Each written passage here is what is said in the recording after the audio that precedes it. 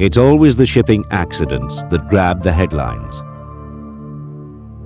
The fact that the great majority of the world's ocean-going ships are well run by properly trained officers and crew passes unnoticed.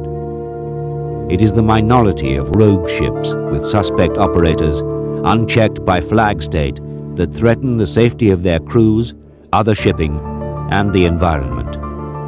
It is to eliminate these substandard ships that port state control has been established. If any single port or nation takes action other than arresting the ship, the suspect vessels will sail to nearby ports or countries, passing through the same waters. Only united international action can be effective. With the backing of the IMO, the ILO, and the European Union, in 1982 in Paris, the first Memorandum of Understanding on Port State Control was signed. This applied to ports in Europe. This initiative, recently reinforced by stringent European legislation, set up a framework for port states to exercise their right to inspect foreign merchant ships in their ports and waters. Yes. Morning, Captain. Come in, please. My name is Verschuren for Port State Control. Other regions have used the European initiative as an example for similar action. Notably the Asia-Pacific region, where port state control was established in 1994 under the Tokyo Memorandum. Similar agreements have been developed in other areas of the world. Regional cooperation on port state control provides a common basis for action in the inspection and, if necessary, the detention of ships in port. The cumulative effect of these agreements is that most ships passing through the coastal waters of these regions are inspected. It is the port state control officers who put the agreements into action. The port state regions all have similar systems. Each officer is fully qualified under the regulations of their own port state. Ships are assigned to them by their central office. Although selection of ships for inspection is, in principle, on a random basis, priority is given to ships of certain types and flags, and ships with a poor inspection record. This targeting assists authorities to allocate resources effectively and to better identify unscrupulous operators and administrations. Where there are clear grounds for believing that a ship does not meet the statutory requirements, a detailed inspection will be held. Clear grounds include a report by another authority or by an organization such as a trade union, or a complaint by the master or another crew member. Before any ship is selected for inspection, a check is made to see if it has been inspected recently. This means accessing the regional database. Details of every inspection in the region are logged here. Rapid access to data means that ships with deficiencies can be followed up, and ships that have passed are not normally inspected again immediately. The databases of the Paris and Tokyo memoranda have recently been linked to allow for inter-regional exchange of information. Personnel are always on the lookout for changes of name, flag state, owner, classification society, and all the subterfuges that unscrupulous owners use to hide their defective ships. The Solaris. Having checked on some ships, the supervisor allocates a list of ships to the port state control officer. Nou moet je met de bulk carrier even uitkijken. Er stonden nog een paar punten over van de vorige inspectie. How thoroughly he inspects each ship will depend on the situation on board, the history of the ship, and whether the ship belongs to a targeted category that requires special attention. For example, concern about the high loss ratio of older bulk carriers calls for close inspection of the structural integrity of these ships. The ship's documentation will always be checked, and there will be a brief inspection tour to check the condition of the ship, including the accommodation and the engine room. If everything is satisfactory, it's possible that the inspection may go no further. Port State Control inspections only include issues covered by international conventions. These include the IMO conventions on load lines and its protocol, SOLAS and its protocols incorporating the ISM code, MARPOL and its protocol, the STCW Convention, the COLREG Convention, the Tonnage Convention, and the ILO 147 Convention on minimum standards for merchant shipping.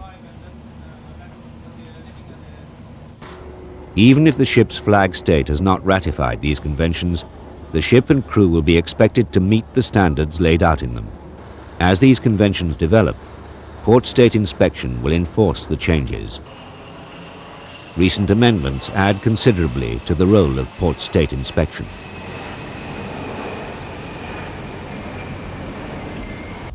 Keeping a ship up to these standards is first of all the responsibility of the owner. It should be part of the ship's routine. Inspection in a few days. Can I see the oil record book, please? Yes. This is the... These issues need to be raised in management meetings and followed up. Remember, once a ship gets a bad name, it can stick, and the ship gets inspected more often. By being vigilant, officers can make it easier for themselves and their ship. Never leave the preparatory work to the last minute. Port State inspections are not just about certificates and hardware. The competence of the crew can also be checked. Other items to be examined include operational procedures and safety and firefighting drills.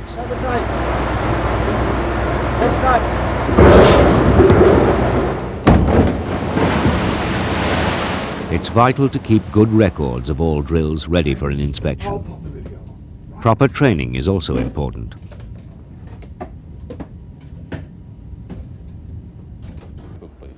Port State Control officers have the right to go on board any ship in port at any time. Well, I just want to see the chief. They will first see the master. The inspection always starts with a thorough check of the ship's documents. Can I see the ship certificates? If possible, I could start with the safety equipment, please. Safety equipment certificate. Ship is a Revo. Can I see the crew list, please? Crew list? Yeah. When the vessel arrived at Rotterdam. Close scrutiny of the documents reveals a great deal about a ship and the way it is operated. Are all the documents valid? When was the last flag state inspection? Oh, good morning, Captain. My name is Norman. I come from Marine Department, Port State Control Inspections. Yeah, he's my... Documentations comes in terms of certificate and maintenance record. These are the critical certification or documents that we should expect to find on board the vessel. And these are the proof that all the international legislation in related to maritime safety and pollution have been complied with. It is to the ship staff's benefit that all these documentation are in a well prepared and ready manner, so that it won't give the wrong impression to the Port State Control that the vessel is not ready. Having the documents correct and ready for an inspection will get things off to a good start. The ship's certificates, the oil record book, classification documents and test certificates of equipment will always be examined. So, Captain, may I see your stability information booklet? The crew list will always be checked against the minimum safe manning document and the certificates of competency of the officers and crew. Okay, your minimum safe manning? Landing. Thank you. Thank you.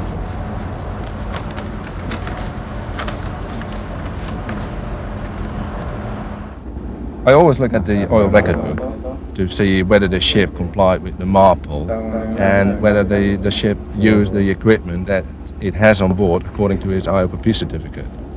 one of my first questions always is, what's the fuel consumption? And I work out how much sludge I assume he has on board. Have they used their oil water separator? Yes or not? Then secondly, I'll look what happens to the sludge. Do they burn it? If they burn it, is it mentioned on the International Oil Pollution Prevention Certificate that they have an incinerator on board? What is the capacity of that incinerator? The officer will want to see evidence that the ship is always kept up to a good operational standard and has not just been brought up to the minimum requirements recently. Record keeping is critical. It helps to tell the port state control officers that all those operation requirements, maintenance requirements have been done according to the requirement of SOLAS, MARPOL, and all the rest. There are no set of prescribed form where the actual record should be kept. Sometimes it can be saved on a computer. Sometimes it can be kept in a file. The inspection will always be in the presence of a ship's officer, so that the ship is fully aware of any deficiencies and what needs to be done to rectify them. I see. Do you have a deviation logbook? Yeah. What a deviation control. I see. What I mean is this, table of life-saving signals. Have you displayed them here somewhere on the bridge? It's always better to be straightforward and honest. I don't see. Port State Control officers see a lot of ships and have seen most kinds of deception and trickery. If you don't tell the truth and the surveyor uncovers what you're trying to hide, he will be suspicious of everything on board. These signals means danger for the aircraft. The surveyor has the power to delay or detain the ship in port. This may jeopardize the charter and affect the livelihood of everyone on board. Delay or detention is normally enforced until the shortcomings have been put right. Before any detention is lifted, a second inspection will be required to verify that all the deficiencies have been made good. The power of detention is frequently used, more than 6 times a day throughout the ports covered by the Paris and Tokyo memoranda.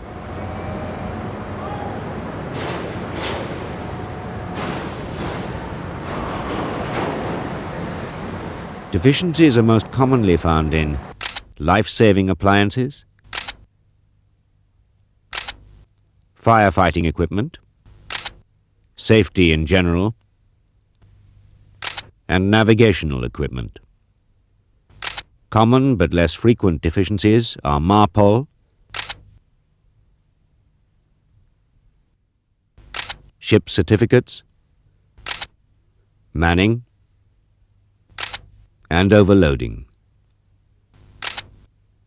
These areas are all well worth checking if an inspection is due.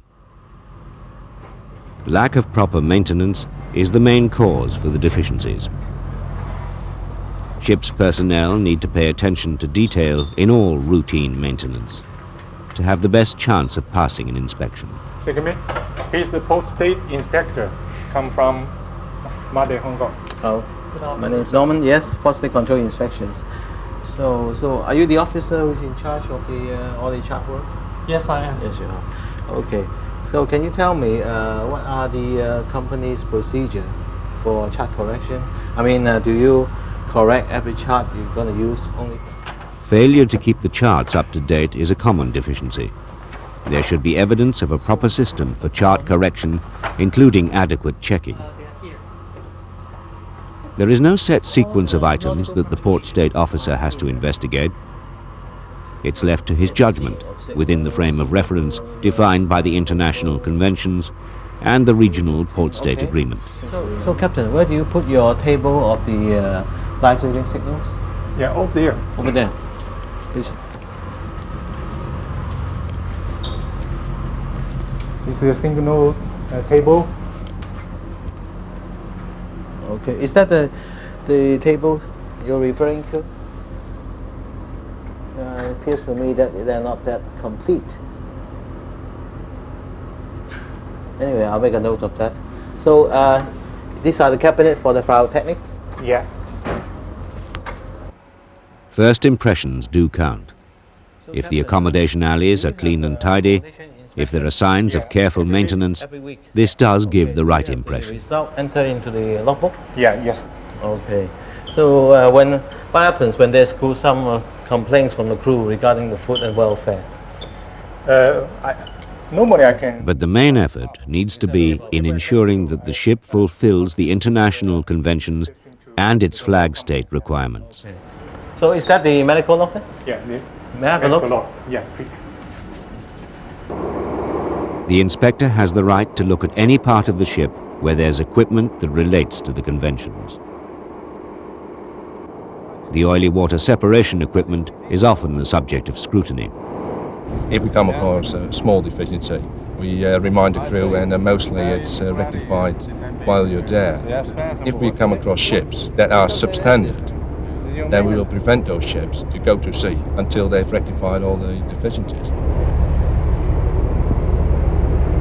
Listen, Captain. This broke? Yeah, it was replaced, you know.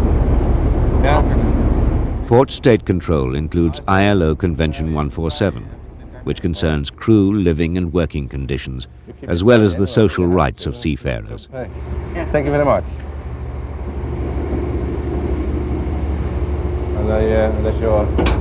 Okay, Captain, do you keep a inventory list Yeah, I show you. of the medicine? Safety and working and living conditions are often closely linked. So is all the medicine updated? Yeah, update. Okay. Unscrupulous owners who are saving money by cutting back on safety equipment are also likely to cut back on crew living standards, wages, and employment rights. Just having a look around in your... Yes, sir. Underwater fire blanket. A large part of port control is directed towards the safety of the vessel, marine pollution prevention of the vessel, welfare and well-being of seafarers. So actually it's for the benefit of sea staff. Port State Control officers are in a helping role. We are not enemies. So Captain, how long you carry out the inspection of the galley? Yeah, every week. Every week. You have the record for that? Yeah. Is in the In the logbook? take logbook. Yeah, okay. All inspectors have their own areas of expertise and special interest. However, each inspection will bring up new issues upon which they have to make immediate decisions. Is the fire hose ready? Yeah, fire hose ready. Okay. Can I start pipe up? Yes, please.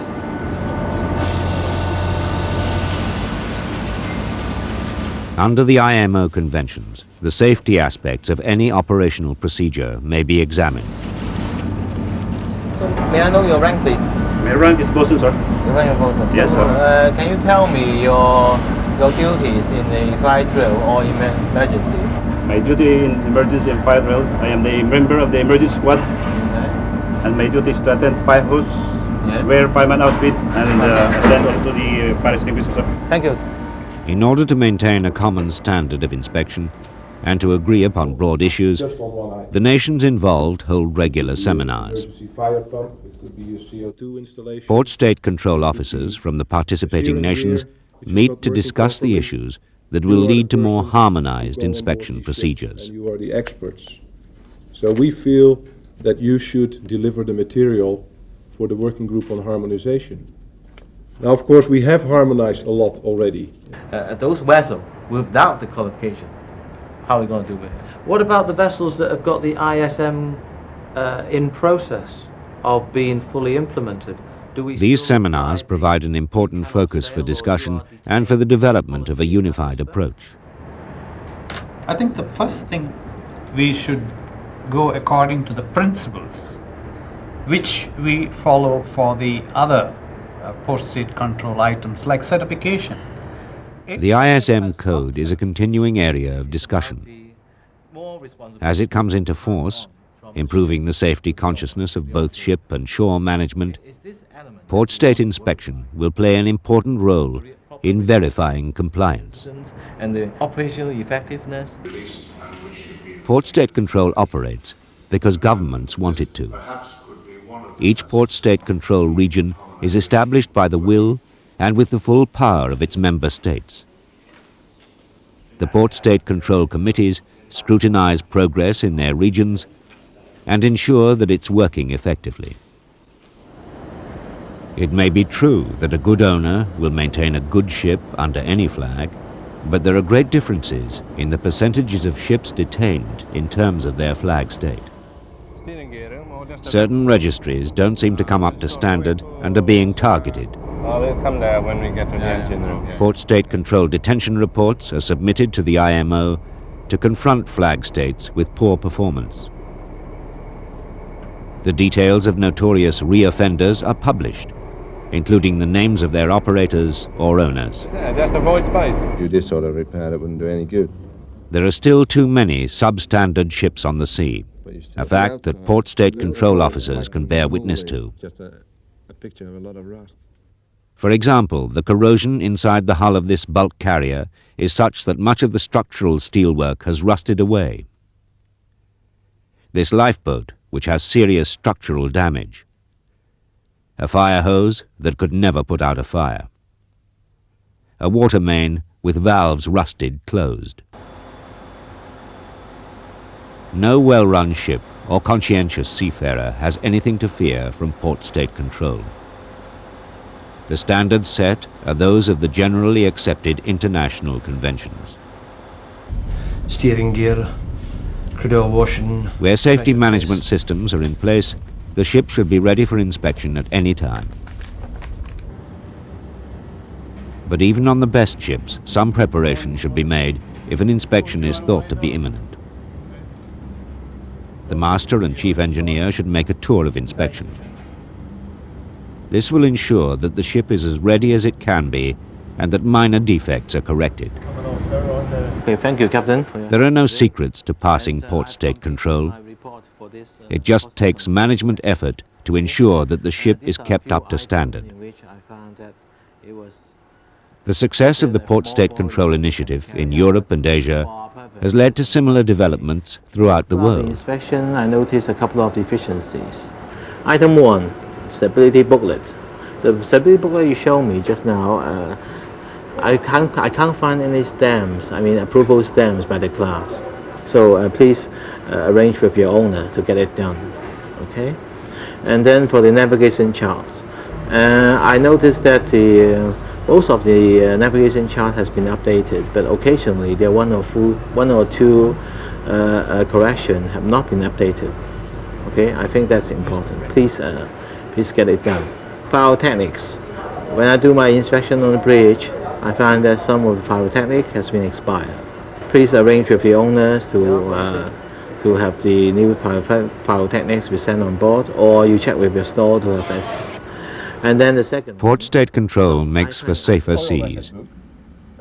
Many thousands of ships have been detained and forced to rectify deficiencies in the ship's structure, safety equipment, firefighting appliances, navigational equipment, crewing, and other areas.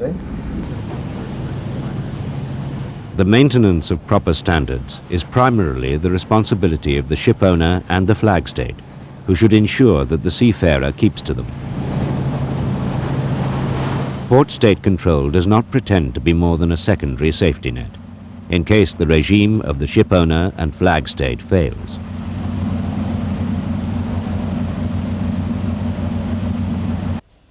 It is up to everyone involved in the maritime world, whether ashore or afloat, to help eliminate the few unscrupulous ship owners who, by running unsafe ships, are jeopardizing the lives of their crews and the livelihoods of all those who work in or live near coastal waters.